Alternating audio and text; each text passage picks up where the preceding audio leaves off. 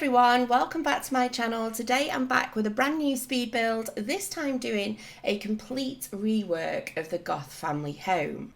So this is one of those builds that's actually been requested a few times over the last couple of years, and it's just one of those things that I've never got around to doing.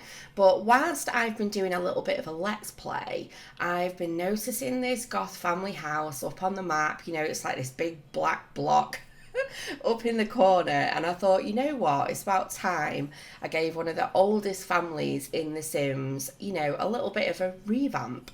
So this isn't a renovation, this isn't taking the original build and, you know, sprucing it up. This is just a complete, let's do them a brand new home. So I decided, with it being the Goth family, that it would make perfect sense to do a Victorian build. It just felt right. And I also decided, because this is where the Goths originally lived, that I would actually, you know, build this particular build on their original lot as well. But I actually really enjoyed doing this build because it's just so different from everything that I normally do. And I love doing normal big suburban houses, and a lot of the interiors and things like that I do are very sort of neutral. So coming out of, you know, that kind of neutral zone and actually being able to use a lot of different colours that I wouldn't ordinarily use was, yeah, it was really, really fun. And the good thing is as well is I felt like I was a little bit more creative with this. I'm working with an idea that I want something to be not just, I didn't want it to be spooky, but I wanted it to obviously reflect the Goths' tastes. So what I decided to do was just have a look around their original home, see what they were into, see what their tastes were, and then just incorporate it into the new house. So for anyone that's actually been in the Goth family house, which should be pretty much everyone, you'll notice that absolutely everything is like black and red. So I thought I'm going to carry that theme on throughout this house because it's clearly what their tastes are. So I didn't build this to like a restricted budget or restricted packs either. It was just literally seeing what I could come up with. So I had to laugh last night. I've got to tell you this story. So my husband came in last night and I said to him, I've rebuilt the Goth family house. And he was like, oh, right, okay. And I said, let me show you, let me see what you think. So I booted up the Sims and then decided to go into the original Sims and to the original house. And so I put all the walls up and everything and tabbed out and I said, so what do you think? And he was like, oh, it's very gothic. I was like, well, yeah, you know, it's the Goth family. It's supposed to be gothic. I was like, but do you like it? And he was like, it looks like it's missing something. And I was like, really? And he was like, yeah. And he goes, what's on the roof? And obviously in the original Goth family home, they have just like this separate bedroom randomly on top of the house, which makes no sense whatsoever. So I panned the camera up and he was like, oh, right. Is that like some sort of walkway on the roof? And I was like, yeah. I was like, so what do you think then? I've done this today. And he was like,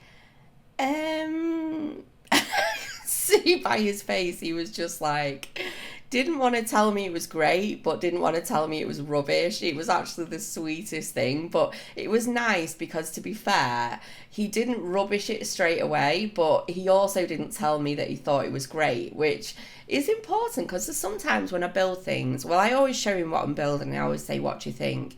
I never really get much of a response because he's just not a Sims fan, like in the sense he's played The Sims, he's actually created his own house before, but he's not into The Sims. So when I show him things that I've built, he's just kind of like, yeah, that's nice. So to actually see him be like, actually, you know what? I don't think you've done a good job this time. It was really funny. So then obviously I burst out laughing. I was like, no, that's just the original. This is the one that I've done. And he was like, oh, that's better.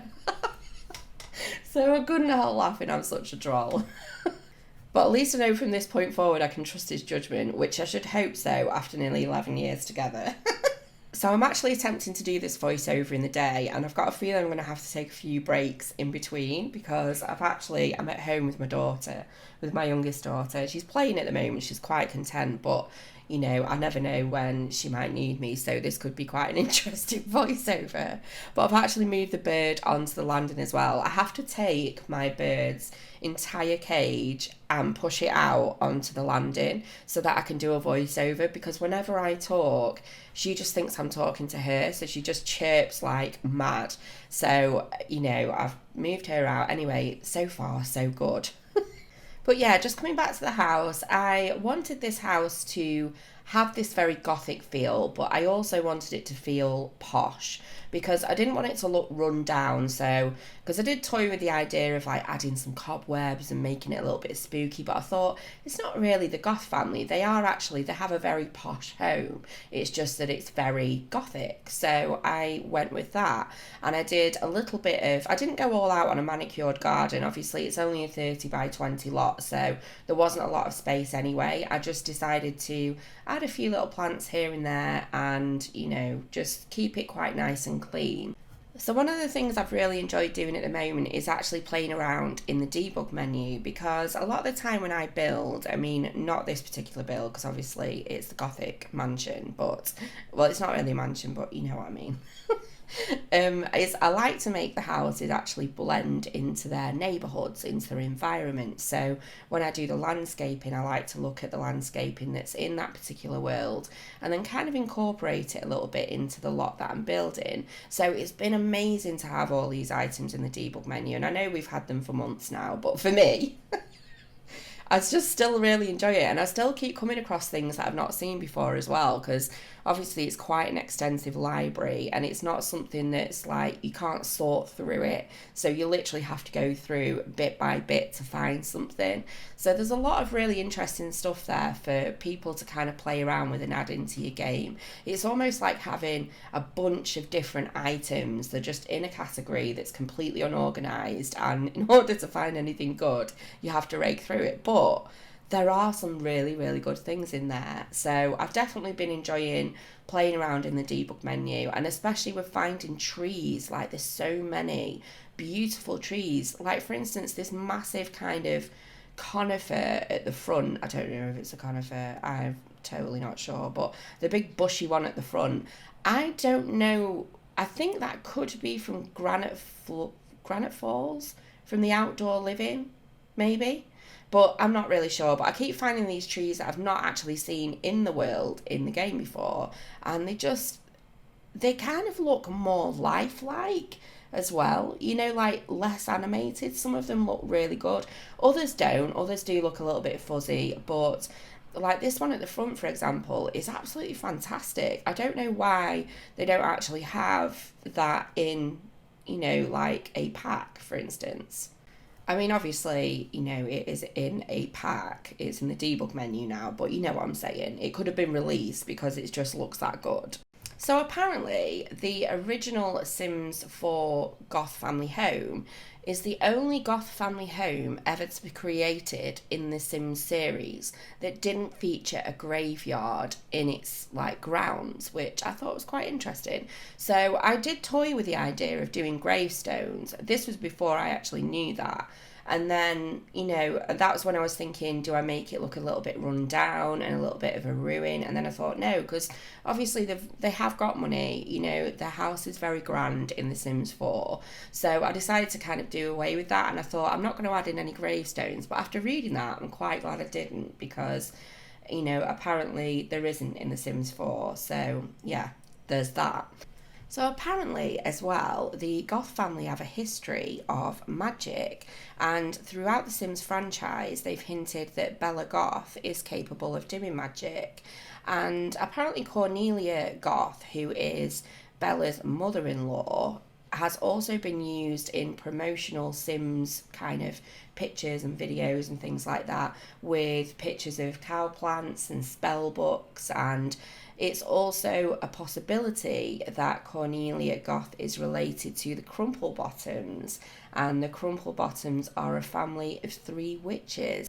So I thought that was quite interesting as well, although I don't think I used anything to do with magic in the build, apart from maybe using a few windows from Realm of Magic, but that's about it. But yeah, I thought that was quite interesting as well, because I've never really looked at the Goth family as, I mean, to be fair, I've never actually played the Goth family. Obviously, I've had a lot of interaction with the Goth family, you know, through gameplay over the years, just because they are such a famous family. You always see, you know, them around and about town. So yeah, a little bit of Sims 4 trivia for you there.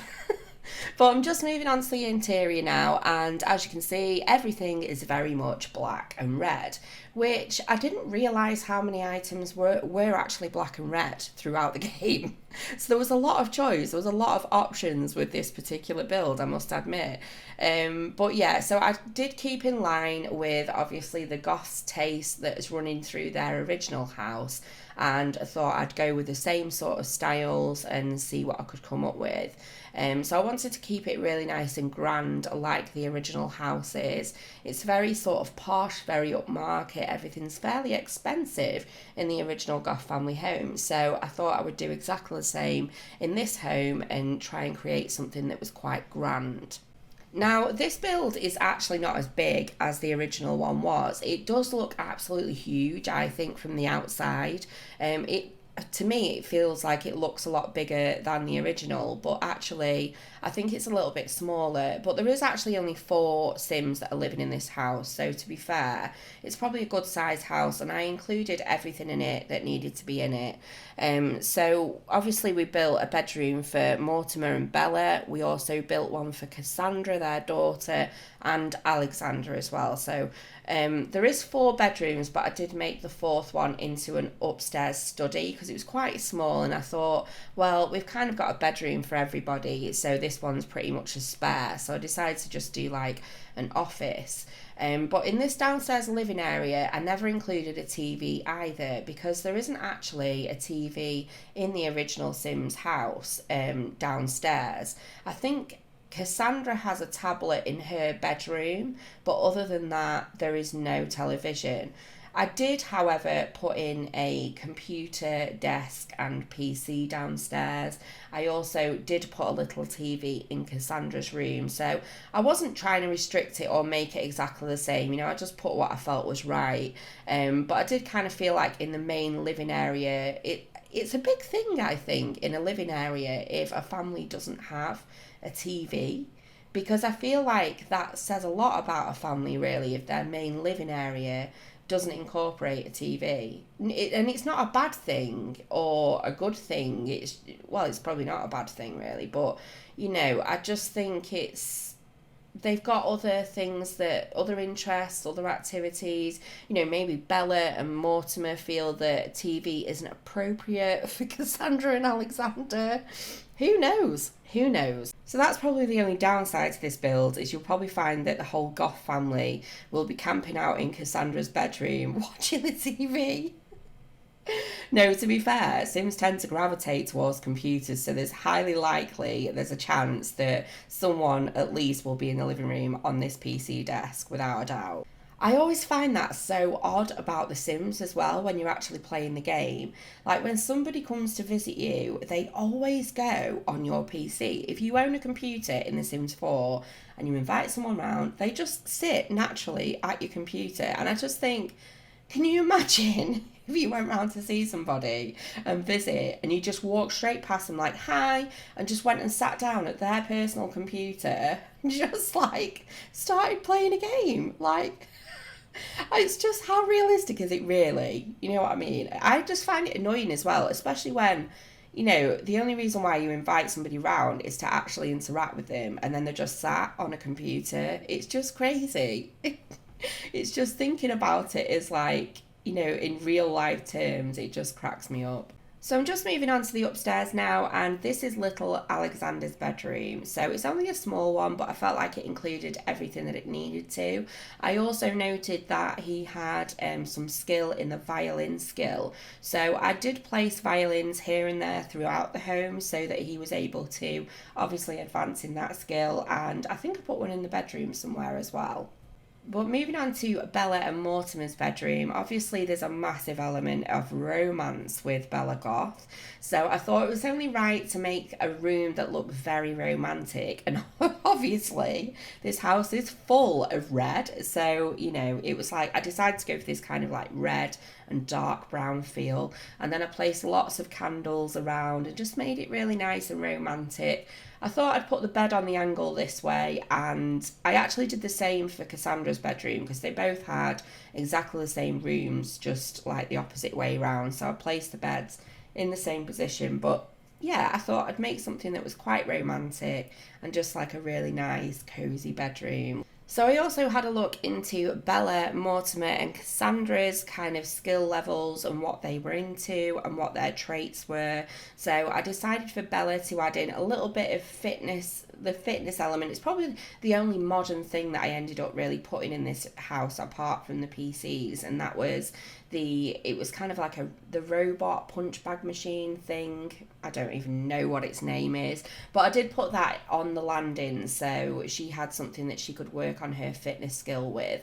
And the same with Cassandra, because she also likes to do a little bit of fitness. So Mortimer's skills were actually based kind of around logic. So I made sure that I put in a chess table and some chairs downstairs so that he had something that he could work on his skills with as well. So this is actually Cassandra's bedroom, and it was very grey and very black, and I was trying to keep within that same colour range so that everything sort of looked in sync, if you know what I mean. But yeah, as you can see, I did put a little TV there. If it does get annoying, you can always get rid of it, just delete it, that's no problem. But yeah, Cassandra also was into a little bit of fitness, so she could again just take advantage of the skill building items that are placed in the house to work on that level. So with regards to the landscaping elements in this house and the outdoor space, there actually wasn't a lot of outdoor space, so I kept it quite small and quite neat. I didn't put a lot of stuff out there because I felt like the original Sims house didn't have a lot either, but I did put a little table and chairs, and there is, you know, a couple of seating areas and whatnot. I just kept it sort of tidy and smart. So I'm just coming up to doing the final room in the house now, and I did decide to make this into a study room rather than a bedroom, and so it does have a couple of bookcases in it. In fact, there's bookcases all over this house because I figured that if this was a family that didn't have a TV, then there was a high chance they were a family that absolutely loved reading, so there's bookcases everywhere. But I really hope you've enjoyed this video. If you have, please give me a big thumbs up, and if you're not subscribed, it would be amazing to have you on board. This will be available to download from the Sims 4 gallery. If you can't find it under my Origin ID, which is listed below, you can find it under the hashtag SimKim. But thank you very much for watching, and take care, and I'll see you in the next one. Bye!